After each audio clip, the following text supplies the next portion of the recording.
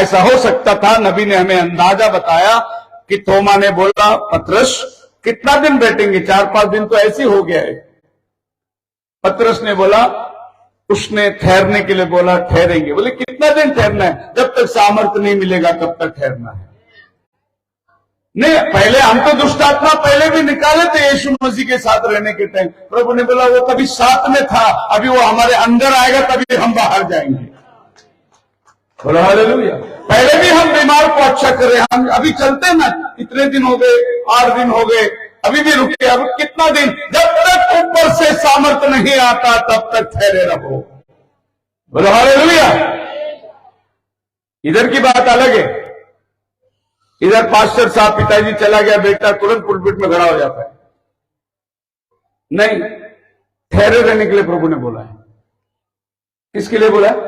जैसा Bible college खत्म हो, सर्टिफिकेट मिला, सीधा पास्टर पुलपिट में आगे खड़ा होता है। प्रभु ने बोला ठहरे रहो, जब तक ऊपर से सामर्थ्य नहीं पाओगे तब तक ठहरे रहो। कब तक ठहरना है? जब तक वो नहीं आता नीचे। काम तो पहले भी कर रहे थे, प्रचार तो पहले भी कर रहे थे, पापा के साथ भी घूमते थे, चर्च के काम भी करते थे, लेकिन जब तुम्हें जिम्मेदारी का स्थान लेना है तब तुम ठहरे रहो। ऊपर से परमिशन आना बहुत जरूरी है। इधर ऐसा नहीं है। इधर बड़ा अजीब सा किस्सा है। किसी ने बोला मुझे पास्टर बनना है। हम बोले मशीन खराब है अभी। मेरा तो मशीन खराब है, बाद में आपका मशीन चालू है तो बनाओ, पर हमारा मशीन अभी खराब है। पास्टर कोई मशीन में थोड़ी बनता। बोलो हालेलुया। चरवा का मतलब भेड़े उसके पास होना चाहिए। भेड़े होना चाहिए, बिना भेड़ का चरवा कैसे बनोगे? एक पास्टर जो कहलाता है उसके पास अपनी एक कलीसिया होना चाहिए। चाहे बिल्डिंग में हो, किसी घर में हो, लेकिन कलीसिया होना चाहिए उसके पास, तभी तो उसको आप पास्टर बनोगे। अगर उसके पास कलीसिया नहीं, फिर भी वो प्रचार करता है, सेवा करता है, तो पास्टर नहीं, वो इवेंजलिस्ट है, सुसमाचारिक। यही तो पॉल मिनिस्ट्री कहता है। अगर वो सुसमाचार है तो वो किसी पास्टर के अधीनता में रहना है, वो अपनी मनमानी से नहीं घूम सकता। पॉल मिनिस्ट्री, क्योंकि यीशु मसीह को जब पॉल मिनिस्ट्री की पहचान दिलाया गया, इब्रानी में लिखा है वो प्रसिद्ध है, अपोस्टलिक है करके हिब्रू कहता है, लेकिन यीशु ने कभी खुद को प्रसिद्ध नहीं कहा। यीशु ने कभी खुद को इवेंजलिस्ट नहीं कहा। अगर ये पॉल मिनिस्ट्री में यीशु मसीह ने कुछ पहचान दिया तो यूहन्ना 10 में कहा मैं अच्छा चरवा हूं, मैं पास्टर हूं। पास्टर के जो पोस्ट है वो यीशु मसीह ने लिया। आप मेरे साथ है ना? इसका मतलब नबी कहते हैं पास्टर जो है वो सुप्रीम अथॉरिटी है, सुप्रीम अथॉरिटी है चर्च में। उसके अधीनता के अंदर बाकी के मिनिस्ट्री लोग काम करेंगे। यहां तक कि अगर एक प्रेरित है और वो जाकर सुसमाचार के लिए जा रहा है तो उसको भी अधीनता में रहना है एक पास्टर के। पास्टर प्रेरित को भेजेगा, पास्टर आगे जो इवेंजलिस्ट को भेजेगा, पास्टर टीचर को पुलपिट देगा बाइबल स्टडी करने के लिए। और ये मिनिस्ट्री हर कलीसिया के अंदर प्लस कलेक्टिवली अगर आप रहेंगे, कलेक्टिवली मतलब आज यहां पर 10 पास्टर लोग बैठे साथ में था, अभी वो हमारे अंदर आएगा तभी हम बाहर जाएंगे। बोलो हालेलुया। पहले भी हम बीमार को अच्छा कर रहे, हम अभी चलते ना, इतने दिन हो गए, 8 दिन हो गए, अभी भी रुके। अब कितना दिन? जब तक ऊपर से सामर्थ्य नहीं आता तब तक ठहरे रहो। बोलो हालेलुया। इधर की बात अलग है। इधर पास्टर साहब, पिताजी चला गया, बेटा तुरंत पुलपिट में खड़ा हो जाता है। नहीं, ठहरे रहने के लिए प्रभु ने बोला है। किसके लिए बोला? जैसा बाइबल कॉलेज खत्म हो, सर्टिफिकेट मिला, सीधा पास्टर पुलपिट में आगे खड़ा होता है। प्रभु ने बोला ठहरे रहो, जब तक ऊपर से सामर्थ्य नहीं पाओगे तब तक ठहरे रहो। कब तक ठहरना है? जब तक वो नहीं आता नीचे। काम तो पहले भी कर रहे थे, प्रचार तो पहले भी कर रहे थे, पापा के साथ भी घूमते थे, चर्च के काम भी करते थे, लेकिन जब तुम्हें जिम्मेदारी का स्थान लेना है तब तुम ठहरे रहो। ऊपर से परमिशन आना बहुत जरूरी है। इधर ऐसा नहीं है, इधर बड़ा अजीब सा किस्सा है। किसी ने बोला मुझे पास्टर बनना है, हम बोले मशीन खराब है अभी। मेरा तो मशीन खराब है, बाद में आपका मशीन चालू है तो बनाओ, पर हमारा मशीन अभी खराब है। पास्टर कोई मशीन में थोड़ी बनता। बोलो हालेलुया। चरवा का मतलब भेड़े उसके पास होना चाहिए, भेड़े होना चाहिए। बिना भेड़ का चरवा कैसे बनोगे? एक पास्टर जो कहलाता है उसके पास अपनी एक कलीसिया होना चाहिए, चाहे बिल्डिंग में हो किसी घर में हो, लेकिन कलीसिया होना चाहिए उसके पास, तभी तो उसको आप पास्टर बनोगे। अगर उसके पास कलीसिया नहीं, फिर भी वो प्रचार करता है, सेवा करता है, तो वो पास्टर नहीं, वो इवेंजलिस्ट है, सुसमाचारिक। यही तो बाइबल में नीचे कहता है। अगर वो सुसमाचार है तो वो किसी पास्टर के अधीनता में रहना है, वो अपनी मनमानी से नहीं घूम सकता। बाइबल मिनिस्ट्री, क्योंकि यीशु मसीह को जब बाइबल मिनिस्ट्री की पहचान दिलाया गया, इब्रानी में लिखा है वो प्रसिद्ध है, अपोस्टलिक है करके हिब्रू कहता है, लेकिन यीशु ने कभी खुद को प्रसिद्ध नहीं कहा, यीशु ने कभी खुद को इवेंजलिस्ट नहीं कहा। अगर ये बाइबल मिनिस्ट्री में यीशु मसीह ने कुछ पहचान दिया तो यूहन्ना 10 में कहा मैं अच्छा चरवा हूं, मैं पास्टर हूं। पास्टर के जो पोस्ट है वो यीशु मसीह ने लिया। आप मेरे साथ है ना? इसका मतलब नबी कहते हैं पास्टर जो है वो सुप्रीम अथॉरिटी है, सुप्रीम अथॉरिटी है चर्च में, उसके अधीनता के अंदर बाकी के मिनिस्ट्री लोग काम करेंगे। यहां तक कि अगर एक प्रेरित है और वो जाकर सुसमाचार के लिए जा रहा है तो उसको भी अधीनता में रहना है एक पास्टर के।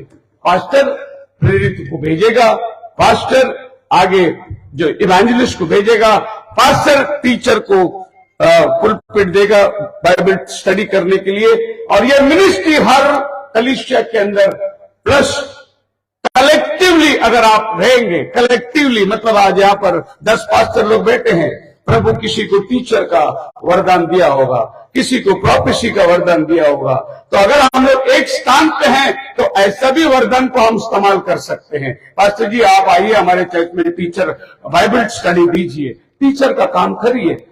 पास्टर जी आप आइए हमारे पास। अगर पास्टर हम नहीं जा सकते, पास्टर जी आप पंजाब जाके आइए, क्योंकि आप सुसमाचार का काम करते हैं, पास्टर जी उसको भेजना चाहिए। क्योंकि ये चारों प्राणी जो है ये प्रेरित की किताब की तरफ इनकी दृष्टि है।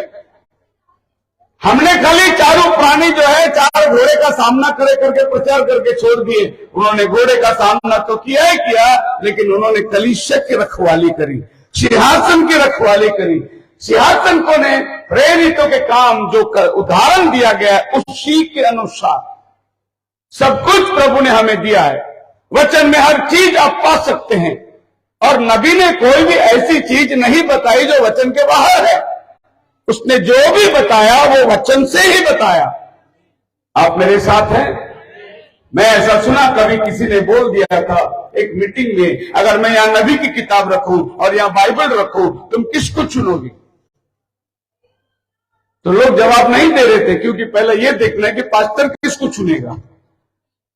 तो पास्टर जी ने बोला कोई जवाब नहीं, उसने बोला मैं नबी का किताब उठाऊंगा। तब लोगों ने बोला हालेलुया। अगर यही सवाल मुझसे पूछो मैं पहला बाइबल उठाऊंगा। क्यों? क्योंकि संदेश बाइबल से निकला है, संदेश में से बाइबल नहीं निकला, इसीलिए मैं क्या उठाऊंगा? बाइबल उठाऊंगा। मैं एक 7वां दूत का एक नबी है संदेश, बाकी और भी संदेश है, भविष्यवाणी है। उत्पत्ति से लेके प्रभु इतने भविष्यद्वक्ता को चलाया है, बड़े बड़े भविष्यद्वक्ता, इसाया जैसा भविष्यद्वक्ता जिसने उत्पत्ति 1 से लेकर प्रकटीकरण तक प्रचार किया है। इसाया 66 अध्याय के अंदर। बाइबल में कितना किताब है? 66 बुक्स है। इसाया में कितना चैप्टर है? 66 चैप्टर है। उसने उत्पत्ति से लेकर प्रकाशित वाक्य मिलेनियम तक उसने प्रचार किया है। कितना बड़ा प्रॉफिट है वो। 700 साल के पहले यीशु के पैदाइश के पहले कहा तुम्हारी गर्भवती की पुत्र जनेगी। ऐसे महान महान भविष्यवक्ता को तुम छोड़कर खाली विलियम ब्रैनम की किताब उठाओगे? न ऐसे चाहिए हमें, लेकिन प्राधान्य क्या चाहिए?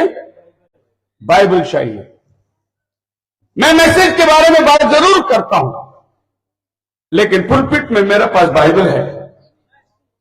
बाकी ब्रैनम का कोट्स में लेके आया हूं, इस बाइबल को सपोर्ट करने के लिए लाया हूं, क्योंकि 20वीं सदी में हमारे भविष्यवक्ता ने कई एक मर्म की बातें बताई। भविष्यवक्ता वो है जिसने वचन के और मेरे बीच एक दूरबीन को रखा ताकि वचन मुझे साफ दिखाई दे। पहले मुझे वचन साफ नहीं दिखाई देता था, जब मैं नबी का संदेश को लाता हूं तभी वचन मुझे साफ दिखाई देता है। प्रभु यीशु मसीह ने व्यवस्था की बातों को लेकर उनको दूरबीन लगा के बताया। कैसे? व्यवस्था में लिखा है अगर कोई किसी का मर्डर कर दे तो उसको पकड़ा जाए, पत्थरवार करे, क्योंकि वो मर्डरर है। लेकिन यीशु मसीह ने दूरबीन लगाया, बोला अगर किसी भाई के बारे में तू कुछ बोल दे, मर्डर कर दिया तूने। उस वचन को प्रभु ने दूरबीन लगाकर उसको बढ़ावा दिया। पुराना नियम में लिखा हुआ था कि एक पुरुष और स्त्री व्यभिचार में पकड़ा जाए, उन्हें लाकर पत्थरवार करके मार दिया जाए, ये बाइबल में लिखा था। यीशु मसीह ने दूरबीन लगाया, बोला अब वो टाइम नहीं है, अगर कोई नजर से ही देख ले मन में व्यभिचार कर चुका है। वचन को दूरबीन लगाया, उसके महत्व को दिखाया। यही नबी ने आपके मेरे लिए किया। जो बातें लिखी हुई थी उसको बढ़ावा दिया, उसके अर्थ समझाया, उसकी खोल में हमें लेकर गया। और नबी का संदेश कुल मिलाकर यही है कि उसने आपको फिर से लाकर वचन पे छोड़ा। जो कलीसिया काल में लोग भटक गए थे, उसने दोबारा लाकर उनको छोड़ा, क्योंकि नबी बोलता है कि 7वां दूत का 2 काम है। एक मलाकी का काम पूरा करना है, बच्चों का मन पितरों की तरफ फेर देना, और जितनी सारी भविष्यवाणी हुई है उसको ऐलान कर देना और एक फुल स्टॉप लगाना। इसके बाद कोई रेवलेशन नहीं होगा। पर नबी जाने के बाद बहुत सारी रेवलेशन आ रही है, अभी भी आ रही है। रोज बरोज नया नया रेवलेशन पैदा होते जा रहा है। हम जाएंगे आगे इन 4 कीड़ों के पास। ये 4 कीड़ों ने समय के कलीसिया को जो भेजा था, नबी बोलते थे चर्च बिगिन टू ग्रो, कलीसिया बढ़ने लगी। प्रभु ने पेंटिकोस्ट का दिन एक नया पेड़ लगाया, फलों से उस पेड़ को लदा, और अब 100% काम उस कलीसिया में हो रहा है। अब फिर कीड़ा धीरे से आकर उस कलीसिया के फलों को खाने लगी। नबी बोलता है पहला कीड़ा ने खाया भाईचारे की प्रीति। क्या खाया? भाईचारे की प्रीति। ये पहला कीड़ा ने खाया। और याद रखें, अगर हमारे अंदर भाईचारे की प्रीति नहीं आती है तो हमें भी कीड़ा खा रहा है। भले हमारा बपतिस्मा हो गया, हम पास्टर होंगे, हम नबी के संदेश में होंगे, लेकिन अगर भाईचारे की प्रीति नहीं तो हमें कीड़ा खा रहा है, जो काम है पाल्मर वर्म। और नबी बोलता है कि हर कीड़े ने इस तरीके से उसको खा लिया। द नेक्स्ट थिंग कम्स, पहला कीड़ा ने उस पेड़ के सभी 9 प्रकार के जो फल थे उसको खाना शुरू कर दिया, और ये पेड़ के फल को खा लिया तो अभी खाली बंजर पेड़ पड़ा हुआ है, उसमें कोई फल नहीं। और जो पेड़ में फल नहीं, आप उसको जानता है, यीशु मसीह गए थे, एक पेड़ को देखा अंजीर के, और कुछ फल के कारण वो नजदीक गया तो क्या देखा, उसमें पत्ते के अलावा कुछ भी नहीं मिला। प्रभु ने उस पेड़ को क्या किया? श्रापित कर दिया। ऐसा भी पेड़ है जिसमें फल नहीं है लेकिन वो हरा भरा है, और प्रभु ने उस हरियाली को देखकर नजदीक गया, नजदीक जाके देखा फल नहीं था। ऐसे बहुत सारे चर्चेस है जो भरा पड़ा है लेकिन अंदर जाके देखो उसमें फल नहीं है। तो ये वो पेड़ है जिसको हम लोग निष्फल पेड़ के रूप में जानते हैं। नबी कहता है let brotherly love continue, that was the first church, but something taken place and there was a fellow coming by the name of palmer worm. एक कीड़ा आ गया, उसका नाम था पाल्मर वर्म। वो आकर फलों को खाकर उसमें से रस को निकाल दिया। और ब्रदरली लव अगर खत्म हो गई तो फिर आप पिरामिड को देखो, क्या दिखाई दे रहा है पिरामिड में आपको? फेथ से शुरू होता है और ब्रदरली लव में खत्म होता है, उसके ऊपर प्रेम। और जब आप प्रेम की बात करोगे तो आपको बीच में पवित्र आत्मा के लिए नबी ने वो गैप छोड़ दिया है। ओरिजिनल पिरामिड के अंदर जब वो लोग कैप्स्टोन बिठा रहे थे मिस्र में गीजा पिरामिड में, तो साइंटिस्ट लोगों ने उसके एक्सरे निकाल के देखा, बोला कि ये कैप्स्टोन ऐसा नहीं बैठेगा, इसमें बीच में एक और गैप है। ये गैप क्यों रखा गया हेनोक में किसी को मालूम नहीं, लेकिन नबी बोलता है ये गैप पवित्र आत्मा का जगह है। सो पवित्र आत्मा क्या करता है, दुल्हन को